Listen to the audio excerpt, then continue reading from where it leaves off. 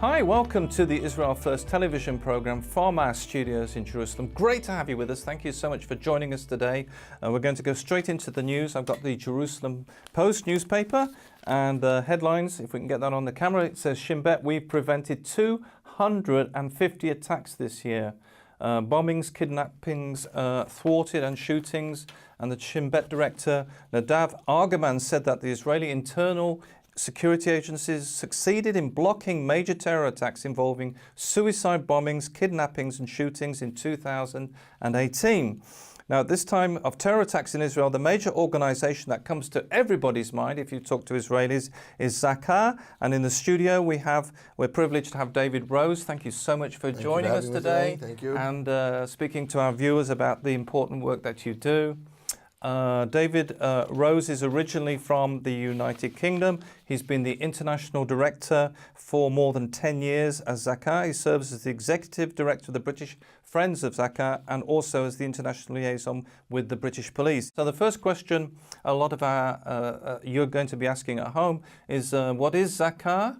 What does it stand for? And just if you can give us a brief introduction to the organization. Sure. Zaka is an international humanitarian organization that has in it serving today volunteers, over 3,500 volunteers in Israel on call 24/7. If, God forbid, something will happen, any type of catastrophe or disaster or a incident needing assistance of Zaka, Zaka will be there on site calling and helping out. Not only Zaka is in Israel, it's a humanitarian organization that works around the world. So we have over 20 countries around the world that we set up today that have volunteers in them that are able to assist and go out in any type of disaster or incident that needs assistance to the local emergency organizations. So you're an emergency organization, and I know that the very important work that you do. It's a kind of a very interesting work because it's something that you won't find so many people would want to do or volunteer or even be involved in. I mean, the first thing is, and I expect for many people you're watching today and you've seen the terror attacks, and lots of people will run in the other direction, but Zaka run towards these terror attacks. But you have a specific mission in that you are there to make sure either to give medical assistance or in the event that there's fatalities, you're actually there to collect the remains and the bodies, which is a very specialized and I've never heard of anybody doing that anywhere else in the world. It's a unique organization of Zaka, what we set up. I mean, it comes from the Jewish law obligation of what's called Chesed Shel Emet, true virtue. And the idea, like you said, most people are running away from these scenes where you see Zaka volunteers are running into the scene. And it was mainly set up in the beginning on the idea behind it is to come as soon as possible, as fast as possible to a scene and assist by picking up body remains. Because the Jewish law requires that anyone who was killed should be brought to burial in whole. And that means every piece of flesh, blood, etc., it's important that it will come whole to a grave. And the thing I found, David, is it's a very respectful, it's a very holy work, really, that you do, that it's really respectful of people, in the worst possible situation, that you're coming in. And, when I've seen Zaka in action, I've always been touched that, people, they're spending so much time. I remember one particular terrible thing we had near Jerusalem, I think in Har Nof it was, in the synagogue, where there was terrible things happen, and you have to go in there, and it's so touching to see the work you do. I mean, taking for example Har Nof, first of all, personally I knew 2 people that were murdered over there. I actually know the synagogue, I prayed in there a couple of times. And for the Zaka volunteers to come into a place where it's like their home, it's somewhere that kind of was an attack took place in our home. It wasn't like usually we're going to other places and incidents or on the streets, the buses, etc. And suddenly something you brought to your home and you're going around over there and it's a place where people pray, and suddenly you're looking at it and there's blood over here, there's people being killed, there's some people that I actually knew, I studied with them in yeshiva when I was a student, and like, what's going on over here, right? And the idea behind it of what we call Chesed Shel Emet, true virtue, because the idea is that the people that we are helping are no longer with us. or were killed, and they can't say thank you to us. So in a way, in essence, the highest level of charity one can do is not expecting any reward. The person that you're helping out is no longer with us. You can't say thank you. So you're just doing it for free in a way, with no way of saying thank you. But over the years, we discovered that the work that we do is charity for the families of the victims. I've been to many places where the families come to us afterwards, and the one thing is saying thank you. Thank you for being there, dealing with our loved one, knowing that that person was dealt with in the most respectful way, knowing that when we have a closure, we can go to a grave and we know everything is there.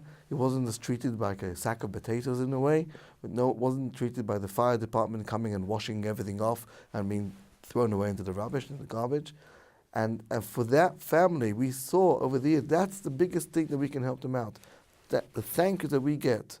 And we see today, for example, there's 2 soldiers of the Hamas holding in Gaza, right? Shaul Aran and Hadar Golden. What it does to the families, they don't have a place to go to, they have a place to mourn, they don't have a place to have a closure. And one father already passed away from being sick from all this. And that's what Zaka is about, is being there at those moments, making sure that this won't happen, that someone will be brought to a proper burial. And over the years, we developed many more programs that we came to a scene, and yes, it's very important to deal with this person who was killed, but what about the live person? What about the person that's still alive and you can save his life? And for that, we decided to take a organizational decision to put our volunteers, whoever's interested, going through a training, they'll be able to save a life when you first come there. And you come on the scene within minutes, and we have these motorbikes, whatever it is you come with, and you have medical equipment, and that makes a difference. You can make that person to be alive today, and he's with us, or if you're too late, and then unfortunately we're going to have to do with another work of Zaka. Now, there are going to be people you're watching today and you're saying, how can I get involved with the work of Zaka? I'm watching David and you're talking about this very important work. How can they get involved, David? They can go to the website? First of all, definitely go to our website. There's a website called friendsofzaka.org. Over there you have all the information about the organization, how you can get involved, if you want to support us, any type of training that you want to take with Zaka. Like I mentioned before, we have training that we set up over the world where we come to communities, we teach them the unique work of Zaka, and I will go into that, also explain what we do. Just now recently we did a training in Guatemala, not knowing that 3 months later there will be an earthquake eruption over there, and the same volunteers that we trained in the local villages to deal with search and rescue are now helping out, still working in these villages that were affected by this earthquake and trying to save life and searching for missing people. The thousands of people still missing over there in the villages, digging through there, and that's unique for Zaka, taking the work that we do and not just leaving it for Israel, but taking this experience that we built up over the years and sharing it with other countries. I mean, everyone talks about, you have the famous saying in the Kimi Torah Titeh Tzion, from Zion you have Torah, right? Now, Israel, as you know, is not blessed with the most natural, resources. We don't have oil, and we don't have gas. I mean, gas we found now in the sea. But the main thing that Zaka, what Israel brings out, is Torah, is moralism. And what we can teach the world and what we do here, and we can help other countries. Like I mentioned before, it's unique for Israel, unique for Israeli society to have an organization like Zaka that deals with these type of issues.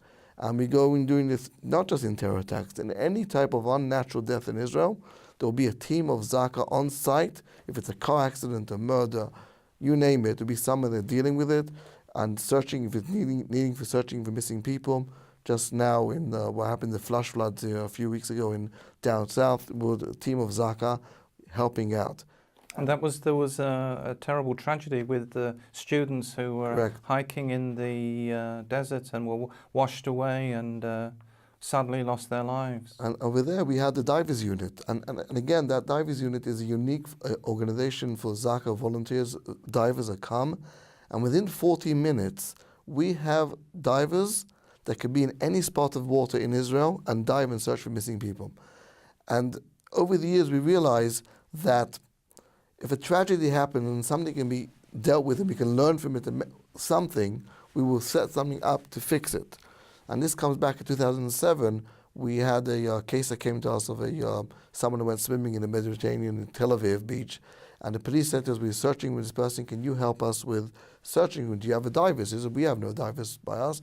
But we said, "Okay, we're not going to just give up." We went to the clubs. We went to the divers clubs in Tel Aviv, Herzliya, and Netanya. Said, "Maybe you want to come out and help us out." And they said, "Okay, yeah, why not?"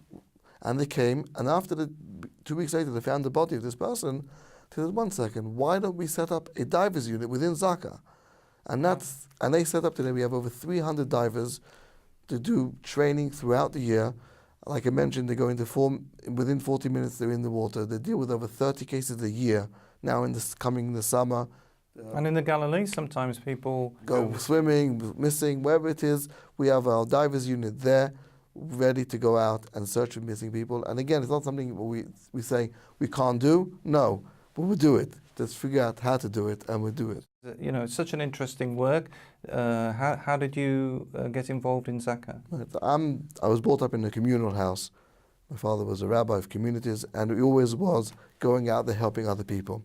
And Zaka is a way that I feel myself as a volunteer. I can go out locally within my neighborhood and been at unfortunately too many tragedies of people, the children who were killed or missing, etc., and helping out. And been to terror attacks, for example, in Ramon and Natziv, there was a terror attack over there where 2 people were killed on a bus, and I was there within a few minutes helping, trying to save lives. It was too late already, and we were dealing with the recovery work. And the fulfillment, I mean, you're coming home and helping out and doing something that you know that no one else wants to do it. Like I said, everyone's running away, but we're coming into there. And then the closure with the family, standing there, and you did something good. You go to sleep at night and you said, you write all these pictures in your head of the horror that you saw, but yet what you did and helped and made a difference, that gives for yourself something good to go to. And that's quite an important point, because you have to deal with you see something terrible happen in front of your eyes. Is it because you work as a team that helps, or how do you cope with the trauma, reality? right? I mean, it's a good question. A lot of times, what does trauma does to a volunteer? And I think it's because it comes from in the way of the religious belief of us, because one of the main things is talking about is God created man in the image of God. And when you're looking at that person and you're dealing with him, you're not dealing with us, you're dealing image of God over here. And that gives us that kind of the strength to go through it and to do it and to continue doing your work like an automat. You're not thinking really what you're doing, but you're doing it. Afterwards, to have a lot of psychological help that comes to us. We have therapists that come and talk to us. One of the ways that we figured out is a great therapy for us is communal singing, is us getting around as friends, volunteers, have something to eat, sing some soul songs and Jewish songs, and that brings out to us what we can do and the ability. And that, for example, we went to the Mumbai attack in Chabad in 2009. It took place, and we came to the Chabad house, and there were 6 people who were murdered over there in that attack in India. And the volunteers they broke down because we were using local people from the community over there, and they were all the time used for Chabad helping them, and suddenly there's no Chabad, and it's us helping Chabad. And they just broke down and said, we can't continue. And the commander on the site said, let's take a stop, got everyone around, they sang a few songs together, God then gave them the strength, okay, let's get up and finish our job. And that's what it's all about. It's doing that, getting up and doing what we need to be done. Wow. And you're on call all the time, or? So we're on call 24/7. It's set up in a very professional way. We have volunteers from across Israel, broken up to 6 regions, from up north down south. Every region has a commander, has a deputy commander. They have shifts that people are going a weekly shift, that they know that you're on call this week, and if there's a big emergency, then everyone is called in, and we assist one another. So when you go to bed at night, you never know if that's going to be a short night, or... Yeah, we don't know that. We get no one's want to be woken up at 2 o'clock in the morning to an incident, if it's a car accident that's taking place on your street near you, or on the highway near you. But that's what the duty is. And one of the practical questions I've got is when you get to an emergency, when you arrive there, how do you work with the other services, particularly Magen David Adom, which is the National Ambulance Service? How does Zaka work with the other people on site? So, I mean, I'm sure you heard the word in Israel called balagan, right? And someone from the outside will look at it and goes, this is definitely a balagan. Balagan is a big mess going on, people yelling at one another, etc. But the coordination between all the services is excellent. First of all, Zaka does his training of the medical side through MDA, Magen David Adom. We serve under them. That means that when we saving lives, we're responsible to give our response to them. So when they send an ambulance, Could be a crew of Zaka on it, right? And we will come up with our motorbikes, and those motorbikes will be responding to an MDA call. And so each one knows his responsibility on the scene. And the first thing is save lives, load and go. Put them on the ambulance, get them to the hospital. The faster you get them to the hospital, the faster that person will live. And just recently, there was a stabbing outside the Jerusalem main bus station when one of the guards was attacked. The call came in. Within 9 minutes, he was in operating room. Wow. And the doctor said that only reason he's alive because he was fast he got to the hospital. There was nothing you could do for him on the field. And that's Israel, in a way, how fast we're able to respond compared to other countries is amazing. And that's, in a way, what we teach other countries. To respond fast and quick, and you'll be able to make a difference if that person's going to live or is not going to make it. Now, what are the needs? You're watching today and you want to get involved. I know a lot of you are Christian Zionists or members of the Jewish community, and you want to help. What are the needs at the moment they can get involved in, David? I mean, the needs, first of all, there's a lot of medical equipment that we need. It needs equipment that needs to be changed and replaced. Every volunteer that goes to a scene is using equipment that you can't reuse it again. You have to renew that stuff, medical equipment. We're in need of motorbikes to go out there and respond faster. And today, more importantly, is what's going on down south. We have the fires that are going on over there, and we realize there's a need of ATVs, or off-terrain vehicles, to be able to go and respond within the fields. And if someone, God forbid, is hurt or is wounded, we'll be able to respond within a few minutes. So right now, with the need for us to buy these ATVs, we're talking about $25,000 cost for such a vehicle. And people want to contact us through the website how to get involved in that. Again, friendsofzaka.org. I get all the information, help out. We do give talks around the world. I go around speaking to communities.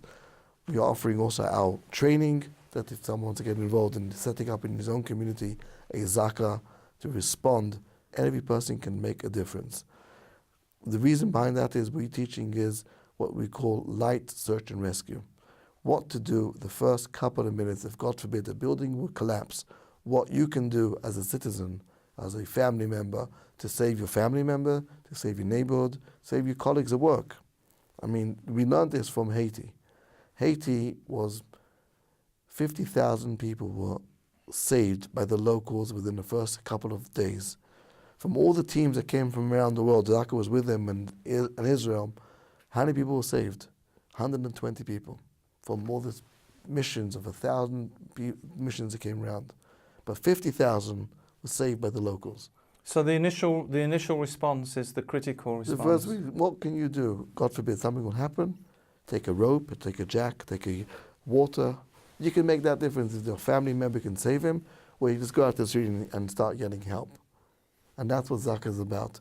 Not just standing there and saying help. You see something, don't just say something, but act. Tell us a bit about the work overseas, because you're involved. You were saying you've been training teams overseas. So we're training teams overseas. Zaka has been to every international disaster, major disaster over the years, starting from Thailand in the tsunami that took place in 2004.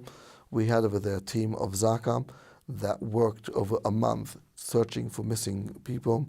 We helped not only Israelis, we helped other countries. That's a very interesting story, David, because in Thailand, and we personally had someone, a friend who got caught up in that, was on the beach at the time and was sadly killed by the tsunami when it came in, the wave. But that was a very difficult situation because there were a lot of bodies and the country was not used to having to know what to do. So were you involved quite early on? Or? Within 2 days, we had a team ready on the ground. Special for Israel was each person that we know is missing, we already built a file for him. We had his DNA samples, we had his dental records that came with us from Israel, and we started off with over 100 people missing. We narrowed it down to altogether 30 Israelis and Jews around the world, and we had 100% success. And if you're talking about bodies over there, we had cases where we had to search for children. And we had 2 children who were killed over there, and we knew they were wearing a certain type of bathing suit, a one-piece bathing suit, for example. All the children, the Thai government put them in. It was the island of Phuket. It was a hangar where hundreds, thousands of children. And the volunteers of Zaka went body by body by body, checking and checking and checking, till we found what we're looking for, and that made 100%, identification and brought them out.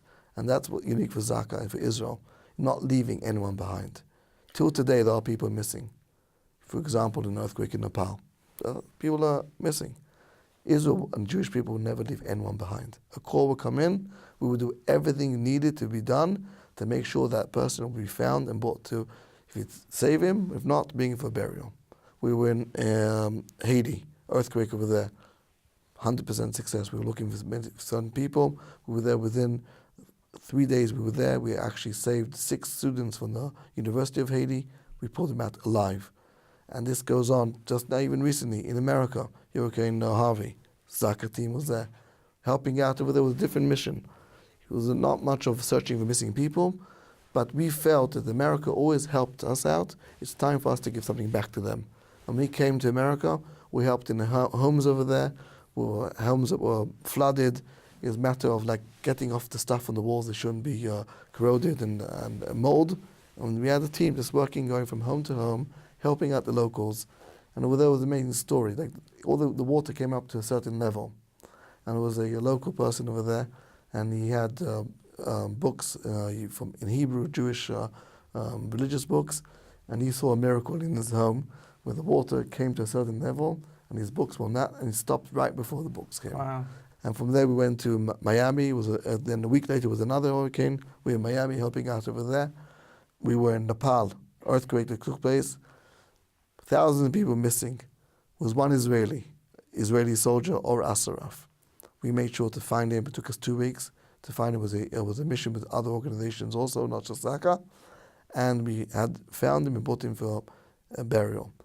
And people that were involved at the time, and I said, standing with the father, Patrick, and him saying just thank you. We didn't find him alive. Thank you again for just finding my son, that I can have a closure. That, in essence, is the whole work of Zaka. Maybe that's it. Yeah, you're right. It's like the closure of something that the relatives and the family need to close the... It is a psychological effect that it has on the family that knows he's not somewhere out there missing. We have him.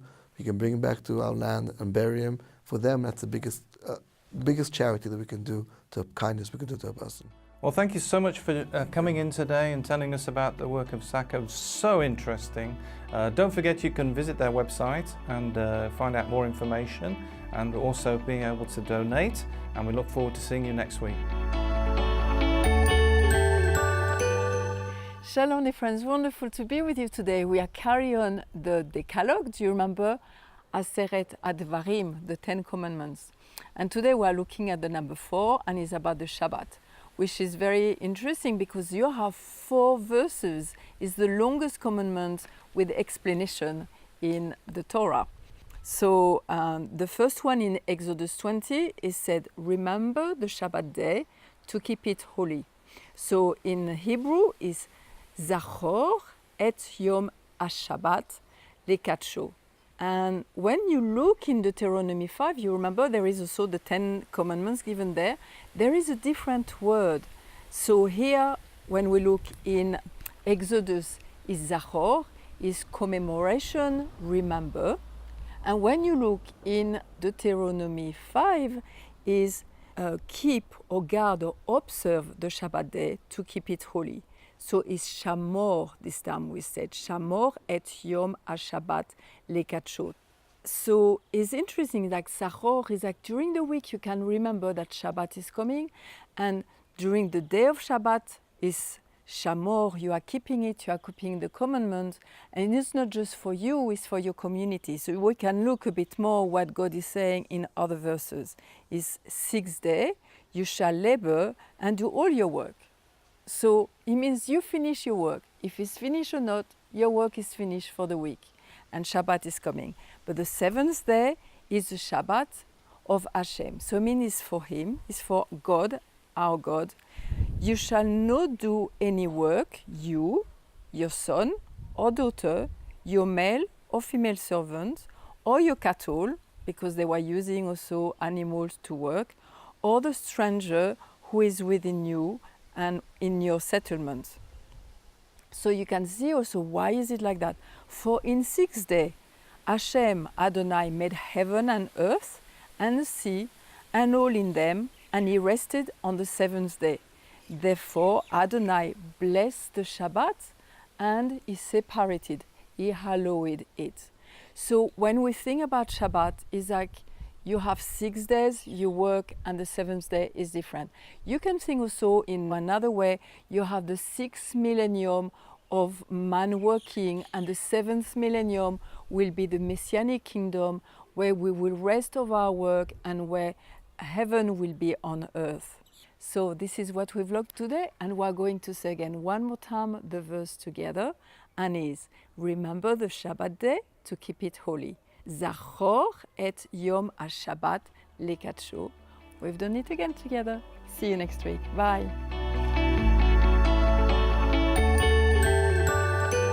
Thank you so much for joining us today and learning about the work of Zaka and having David Rose in the studio. Very, very interesting. We love to receive your emails. Don't forget, you can email us at info@israelfirst.org. Visit the website www.israelfirst.org. And remember, we're the program that looks at the land, the people, and the language.